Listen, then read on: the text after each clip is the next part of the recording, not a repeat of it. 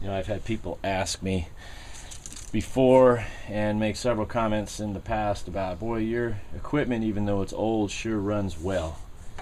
And it does, it tends to, and it tends to for a couple reasons. Because first of all, I don't cut corners when it comes to maintenance.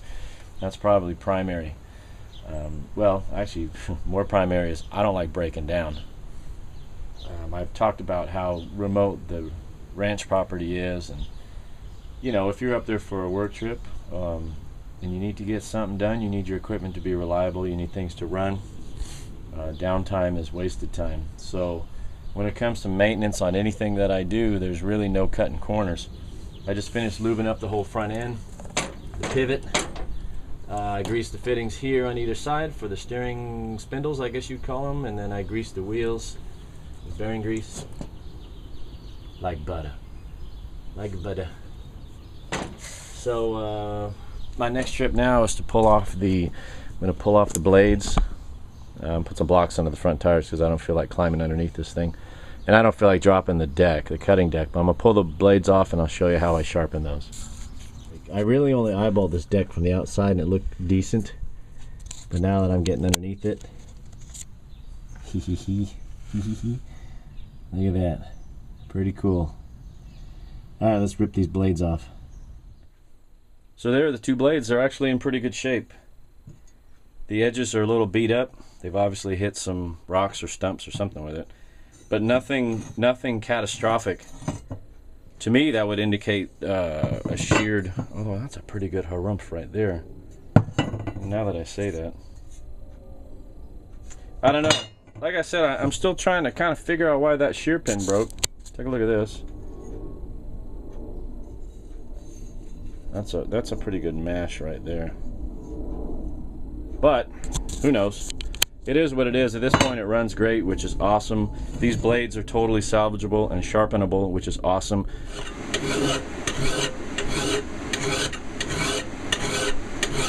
cut myself. Itches.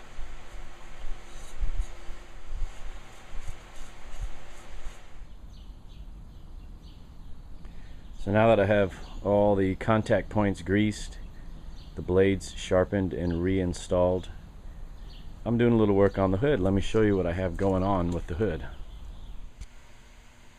So I know I mentioned earlier that maintenance, not cutting corners on maintenance is kind of my secret to successful equipment.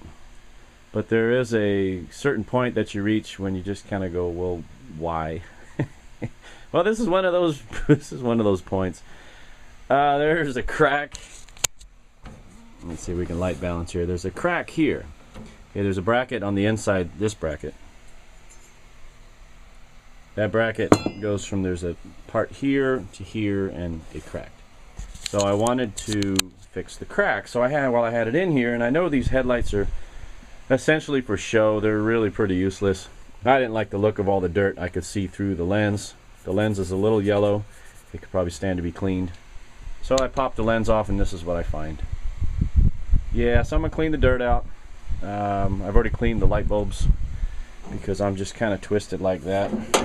Craftsman. You know, this has me wondering, why aren't you guys stopping me? Why, what are you allowing me to do here? Why isn't somebody standing up and saying, dude, they're useless headlights, why? I don't know. I don't know. I don't know why. I don't know why. But here's what I do know. If you guys ever buy blue tape, okay, this is HDX brand blue tape, 1.5 inch. It's garbage. For years and years I've used 3M, the blue painter's tape, 3M blue tape. Company called HDX came out with this shitty painter's tape, and it's a couple bucks cheaper per roll compared to the 3M, but it's worthless. It's worthless garbage. It barely sticks to itself. This is a fresh roll, and it's vomitous. Okay, that's my rant for the day. I'd have better luck if I crapped in a bucket.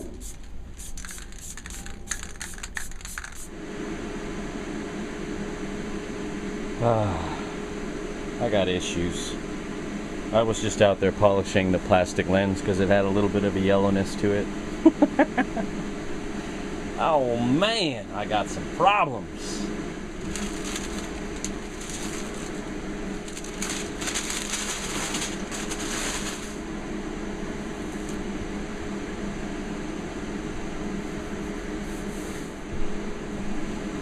enough. So that's snapped back in like nothing. The lens is not yellow, the backing is nice and silver. Yeah, will it make a difference in the light output? Probably not. Probably not, but that's okay. I like it. It's clean. Whether I keep it or sell it, either way it's got to be done right. So let's move on to epoxying the nose. So I ended up not using epoxy. And I wish I could say I was fancy and had a plastic welder handy, but I used a propane torch, a punch in a set of vice grips, and a cap. I threw the rest of it away. A cap to a spray can that was a very flexible plastic, which was to me a similar flexibility to that nose cone. What I did was I took a piece of 80 grit sandpaper, made mechanical adhesion, degreased it first actually before I sanded it so I wouldn't clog up the paper. Took the soldering iron and heated up the seam where the crack was. Came in with a blowtorch, heated everything up, kind of all melted it together to make it happy sappy. I think we're alright. This bracket had a slight bend to it. I suspect that's why that plastic cracked, was that they probably whacked it into something. So it was putting, I had to do a little custom bend to get this to all to kind of anatomically be lined up, because this was out, and when you tightened up the three forms of attachment here, it actually spread that corner apart. So if I had just put that bracket back on there, it would always have tension on that repair, which I didn't really want. So let's put this back on the tractor and I'll show you the next dumb thing I'm going to do to it. I know it's kind of an overcast day, but I rubbed out the white paint scuffs that were on there where they ran it into something. And pay attention, because this is about to get really silly. Real silly real soon. I'll be right back.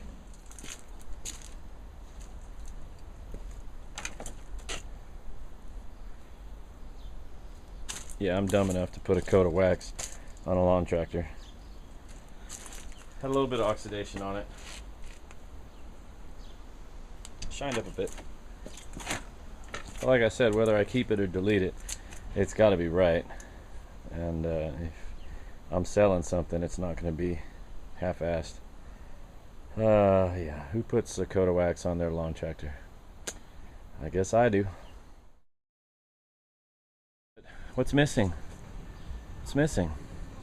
So here's the Craftsman seat, and I don't know what it runs to replace the seat, but I imagine it's not inexpensive. Seat's a little crispy, so I looked through my hoard, and I have some. Of course I do, right? I got a piece of black vinyl that's been sitting on a shelf for probably 10 years. This is a leftover remnant. Well, is that redundant, saying it's a leftover remnant? That's probably redundant. It's a remnant from some interior work I did on some car, yeah, 10, 11 years ago. Anyway, it is what it is. Here's what I've done. I'm going to, well, I've already done this first part. I rubbed it down with isopropyl alcohol to get any of the grease or anything off, and I'll probably do it again just for a good measure. I'm going to come in with duct tape, and I'm just going to kind of fill in these void spaces, and then I'm going to use contact glue, because contact glue really sticks pretty good, and stick this down. And what's the worst that could happen? Whether I keep it or delete it, if I keep it, it's a ranch rig, and if the seat looks funky, who cares? And if I sell it, it's a sold rig, and if the seat looks funky, who cares? I'm not trying to fool anybody and say that it's, you know, a factory seat. I think it'll look nicer than what it is, so let me wipe it down one more time with alcohol and let's see where we go. So that's what I ended up coming up with the seat cover. I used that 3M contact cement, and I used that piece of vinyl.